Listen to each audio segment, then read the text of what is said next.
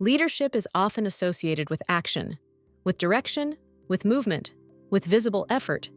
But in fatherhood, leadership is often defined by something quieter, something less visible, something more consistent: stability.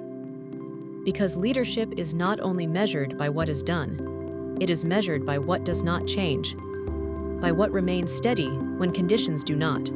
Because in unstable environments, what stands out is not intensity. It is consistency, not reaction, but control, not movement, but presence. Children do not look for perfection. They look for stability, something they can rely on, something that does not shift based on mood, based on pressure, based on circumstance. Because when behavior changes unpredictably, uncertainty is created.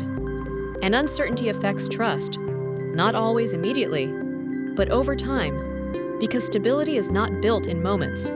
It is built through repetition, through patterns that do not fluctuate, through responses that remain controlled, through presence that remains steady, even when everything else is not.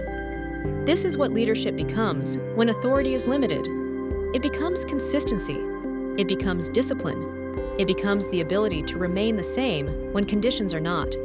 Because leadership is not always about guiding others forward. Sometimes it is about holding position, holding structure, holding stability, so that others have something to anchor to. Because without stability, there is no reference point, no consistency, no trust. And without trust, there is no influence. Reclaiming fatherhood is not about doing more. It is about becoming consistent enough to be relied upon. Because what is stable becomes what is trusted, and what is trusted becomes what is followed. Restoring strength, reforming systems, protecting the bond. Responsibility endures beyond circumstance. If this perspective resonates, continue the series.